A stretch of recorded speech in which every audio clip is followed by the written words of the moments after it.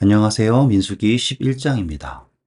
여호와께서 들으시기에 백성이 악한 말로 원망하매 여호와께서 들으시고 진노하사 여호와의 불을 그들 중에 붙여서 진영 끝을 살게 하시매 백성이 모세에게 부르짖음으로 모세가 여호와께 기도하니 불이 꺼졌더라.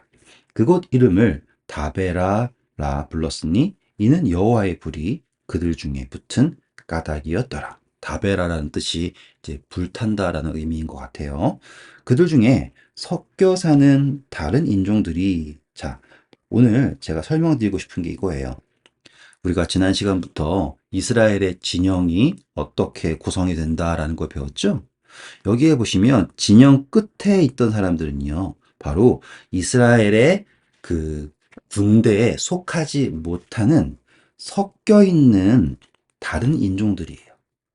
그런데 이 사람들이 이스라엘 온 백성들에게 영향을 미칩니다. 그래서 보세요. 백성이 악한 말로 원망하잖아요. 또 보시면 섞여 사는 다른 인종들이 탐욕을 품어가지고 막 이야기를 하니까 누구도 반응한다 나왔어요. 네, 이스라엘 자손도 다시 울며 이르되. 그러니까 지금 이 11장에서 나오는 이야기는 단순히 이스라엘 사람들이 불만이 많았다가 아니라 그 불만의 씨앗이 누구로부터 왔는가라고 하는 걸 보여주는 거예요. 하나님을 온전히 믿지 않고요. 죽기 싫어서 애굽에서 나온 사람들, 그 사람들, 섞여 사는 다른 인종들이 온 민족을 하나님으로부터 떠나고 원망하게 하는 이야기가 바로 이 11장에 나오는 이야기예요. 그리고 또 한 가지, 여기에 여호와의 불이 있지 않습니까? 여러분, 불기둥과 구름기둥은 이스라엘 백성들을 지키기 위한 거예요. 그런데 이 이스라엘 백성들이 불기둥과 구름기둥이 이동할 때 언제든 따라야 됐죠. 그날 밤에 왔다가 아침에 떠나면 아침에 장막을 치고서는 떠나야 됐어요. 그러한 것들이 순종하는 사람들에게는 문제가 없었는데 섞여 사는 사람들, 불만이 있는 사람들에게는 그것이 너무나 힘든 여정이었던 거죠. 그래서 이스라엘을 지키던 불이 그들에게는 어떤 불이 됐다고요? 소멸하는 불이 되었습니다. 이제 그 이야기를 조금 더 깊게 살펴보려고 하는 거예요. 이 섞여 사는 사람들의 탐욕이 어떻게 온 백성을 넘어지게 하는지 보겠습니다. 그들 중에 섞여 사는 다른 인종들이 탐욕을 품에 이스라엘 자손도 다시 울며 이르되 누가 우리에게 고기를 주어 먹게 할까? 참, 우는 것도 다양한 이유죠. 목숨을 살려줬더니 고기를 내놔라.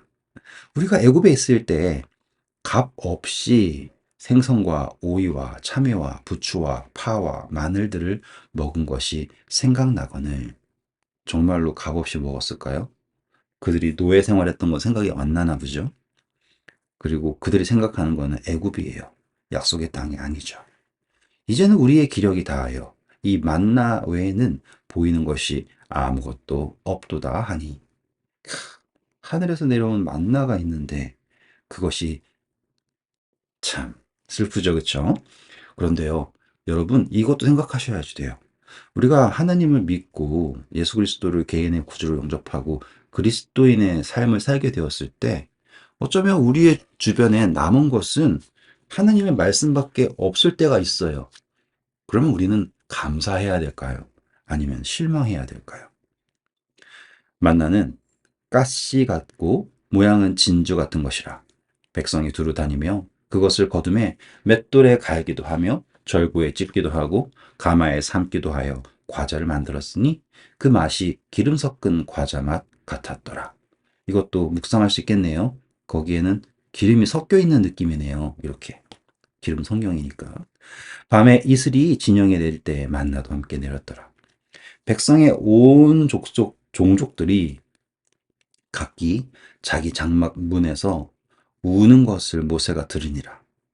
이러므로 여호와의 진노가 심히 크고 모세도 기뻐하지 아니하여 모세가 여호와께 여짜오되 어찌하여 주의 종을 괴롭게 하시나이까? 어찌하여 내게 주의 목전에서 은혜를 입게 하지 아니하시고 이 모든 백성을 내게 맡기사 내가 그 짐을 지게 하시나이까? 여기서 모세가 그 짐을 지고 있다라는 표현이 나오네요. 묵상할 수 있는 거예요. 네, 여러분 여기서 기억하셔야 될 건 지금 다베라에서 백성들이 불에 타서 죽는 것을 경험하고도 고기를 달라고 하고 있는 사람들이에요. 이 모든 백성을 내가 배웠나이까? 내가 그들을 낳았나이까? 어찌 주께서 내게 양육하는 아버지가 젖 먹는 아이를 품듯 그들을 품에 품고 주께서 그들의 열조에게 맹세하신 땅으로 가라 하시나이까? 이 모든 백성에게 줄 고기를 내가 어디서 얻으리이까? 그들이 나를 향하여 울며 이르되 우리에게 고기를 주어 먹게 하라 하온즉 책임이 심히 중하여 나 혼자는 이 모든 백성을 감당할 수 없나이다. 주께서 내게 이같이 행하실진대 구하옵나니 내게 은혜를 베푸사 즉시 나를 죽여 내가 고난 당함을 내가 보지 않게 하옵소서. 모세의 마음이 느껴지십니까? 어쩔 땐 우리가 힘든 일을 겪을 때 저는 감사하게도 아직 그런 일이 없었지만 차라리 죽는 게 낫겠다라고 생각할 때가 있잖아요. 근데 모세에게 그 정도의 고통이 있었나 봐요. 어쩌면 그 이상의 고통이 있었나 봐요. 그런데요, 이 모세의 마음 속에는 포기하고자 하는 마음이 있는 게 아니라 이 이스라엘 백성의 뭐라고 할까요? 하나님을 버리고 신속하게 타락하는 모습이 얼마나 가슴이 아팠을까요? 그거예요. 그러니까 고기를 주는 거를 힘들어 했을까? 아니면 그들의 타락하는 모습이 힘들었을까? 여기가 여러분들의 묵상의 갈림길이라고 저는 생각을 합니다. 여러분들은 모세가 무엇이 힘들었을까요? 한번 묵상해 보시면 좋을 것 같아요. 그래서 16절입니다. 여호와께서 모세에게 이르시되 이스라엘 노인 중에 내가 알기로 백성의 장로와 지도자가 될 만한 70명을 모아 내게 데리고 와 회막에 이르러 거기서 너와 함께 서라. 자, 이제 백성들을 다스려야 할 70명의 장로를 다시 모읍니다. 내가 강림하여 거기서 너와 말하고 내게 임한 영을, 자, 여기서 잘 보세요. 내게 임한 영을 그들에게도 임하게 하리니 그들이 너와 함께 백성의 짐을 담당하고 너 혼자 담당하지 아니하리라. 여러분, 어떻습니까? 이게 바로 계시록에서 나오는 우리가 하늘나라에 올라간 후에 예수 그리스도와 더불어 다스리는 권세를 얻는다라고 하는 표현이 등장하는 게 이렇게 되는 거예요. 그래서 이 70인의 장로는 어떻게 그러한 특권을 얻게 되는가? 그것이 바로 계시록 20장 4절. 1000년 동안 왕노릇한다라는 것이고요. 요한복음 14장 15절부터 17에 보시면 하나님께서 예수 그리스도의 이름으로 주시는 보혜사 성령에 대한 이야기가 나와요. 네, 보통 14장, 15장 전체를 그렇게 읽어주시면 좋을 것 같아요. 그러니 여기 17절에서 여러분 딱 보시듯이 하나님께서 모세가 홀로 다스리는 것이 좋지 않다 판단하시고 그에게 주셨던 같은 영을 70인의 장로에게 주시는 거잖아요. 아담이 독처한 것이 좋지 않아서 하와를 창조하신 것처럼 이런 식으로 연결하실 수 있으면 성경이 되게 크게 그리고 폭넓은 묵상이 가능하게 됩니다. 18절이에요. 또 백성에게 이르기를 너희의 몸을 거룩히 하여 내일 고기 먹기를 기다리라.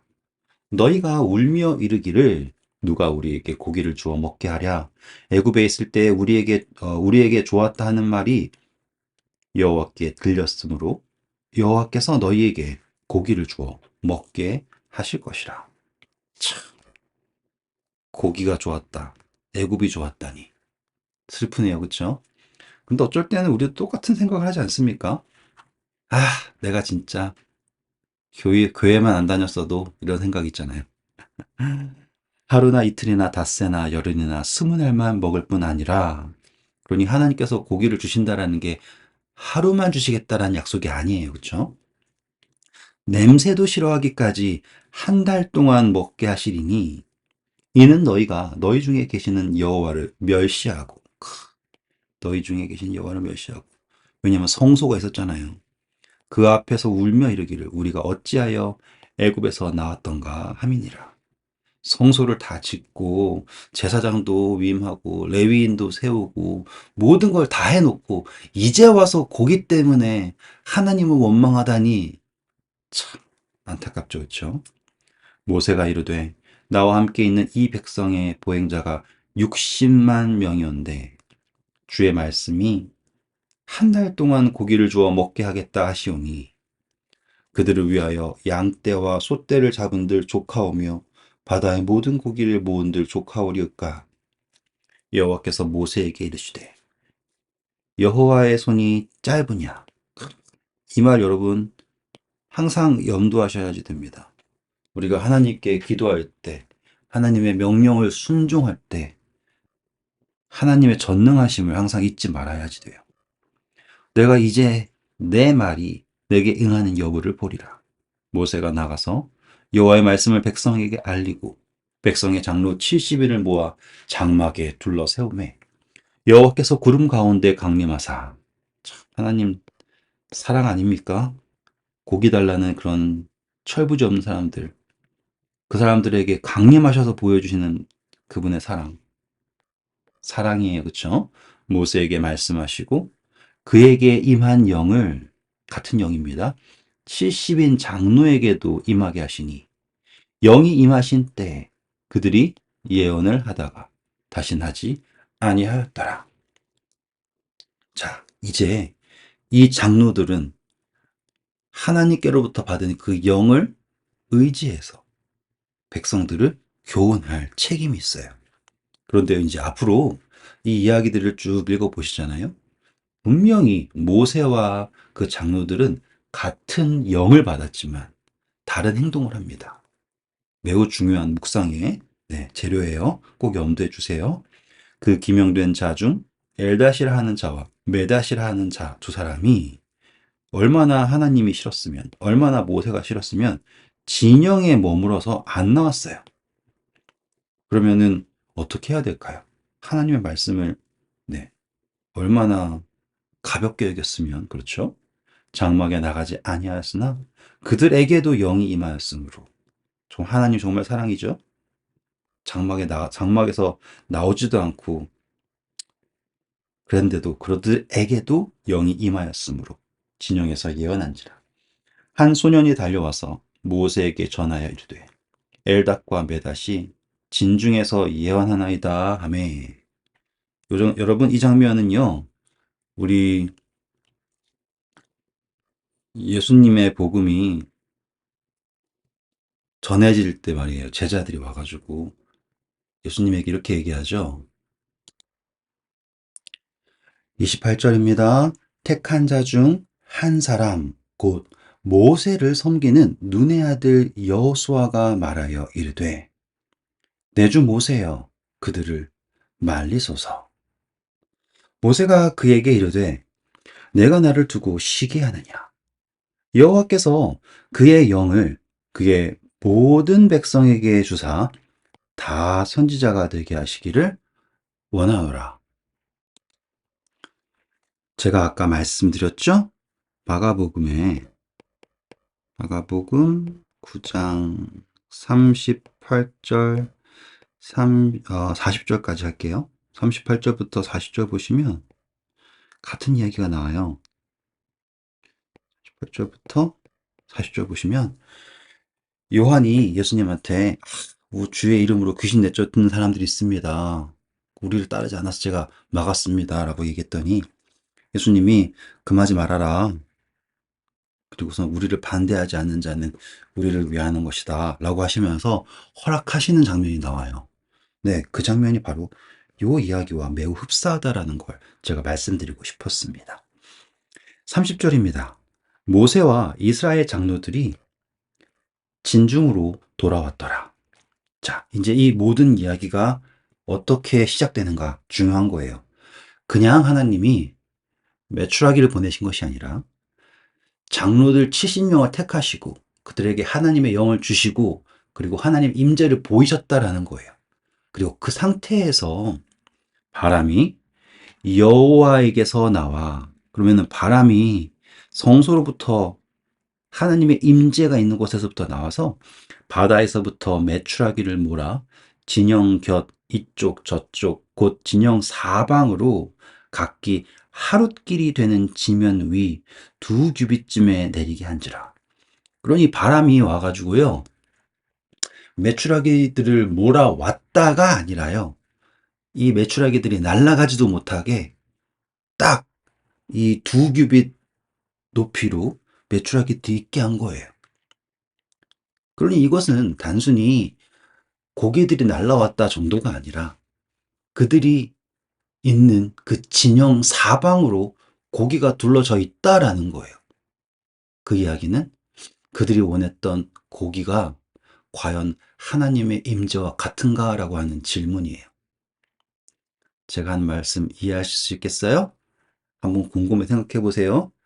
그들이 언제나 고기에 둘러싸여서 있었던 그 시절을 추억했고, 하나님은 정말로 그들의 원함대로 고기에 둘러싸여 있게 해 주셨다라는 것을 묵상해 보시면 될 거예요. 백성이 일어나 그날 종일 종야와 그 이튿날 종일토록 메추라기를 모으니, 하나님은 분명히 한 달 동안 이렇게 해주신다 했잖아요. 그쵸? 그런데 이 섞인 무리들의 정신은, 그리고 그들과 동조되는 백성들의 정신은 하나님의 약속을 믿지 못하는 거예요. 분명히 한 달 동안 주신다고 했는데 이 메추라기가 자기들한테 당장에 있을 유일한 기회라고 생각을 하고 쉬지도 않고 종일 종야, 그리고 그 이튿날 종일토록 메추라기를 모읍니다. 안식이 있습니까? 없죠. 하나님과 함께 있다라는 그들의 믿음이 있냐고요? 없다예요. 적게 모은 자도 10호멜이라. 자, 전에 제가 이 호멜의 단위가 어떻습니다라고 했는데 여기서 아셔야 될 게, 이게요 대략 2톤이에요. 2톤. 그러니까 적게 모은 사람도 2톤 정도를 모았대요. 그들이 자기를 위하여 이 2톤을 잘 보관하려고 진영 사면에 펴두었더라. 그러면은 하나님의 진영은 생명이 있어야 될 진영이었죠. 기억나시죠? 그래서 시체를 만지는 사람은 어떻게 돼야 돼요? 진영 밖으로 나가야 됩니다. 그리고 성소가 아닌 곳에서 피를 흘리면 안 되는 거였어요, 원래가. 그래서 모든 이 동물을 죽였을 때 성소로 가지고 나오는 것이 기본이었잖아요. 그런데 그들이 어떻게 했다고요? 종일 종야 그 이튿날 종일토록 메추라기를 모아서 적게 모은 사람도 2톤 정도를 모은 다음에 진영 전체를 생명 없음으로 가득 차게 했어요. 하나님은 그것을 기쁘게 여기실 수 있을까요? 없겠죠. 이거는 백성들을 사랑하시고 사랑하시지 않고 문제가 아니라 그동안 우리가 공부했던 그 모든 이야기 속에서 하나님이 너희의 진영을 거룩하게 해야 된다, 거룩해야 된다, 왜냐하면 너희 진영 가운데 내가 있기 때문이다, 이렇게 누누이 말씀하셨는데도 불구하고 그들은 그 온 진영을 메추라기 시체로 가득 채웠다. 그때 하나님은 어쩌실 수가 없었어요. 그래서 33절, 고기가 아직 이 사이에 있어 씹히기 전에 여호와께서 백성에게 대하여 진노하사 심히 큰 재앙으로 치셨으므로 그곳 이름을 기브롯 핫다와가 불렀으니, 그 이름의 뜻은 뭐예요? 욕심의 무덤이에요. 그 욕심을 낸 백성들을 거기 장사함이었더라. 백성이 기브롯 핫다와에서 행진하여 하세롯에 이르러 거기 거니라. 자, 오늘 우리는 과연 우리의 삶을 매출하기 시체로 가득 채우고 있지 않는지, 하나님의 성전이 우리의 마음을 하나님의 약속을 의지하지 않고 애굽을 그리워하며 매출하기 시체로 채워가는 실수를 범하지 않는지 깊게 묵상해 보시기 바랍니다. 네, 오늘도 수고하셨고요. 좋은 하루 되세요. 감사합니다.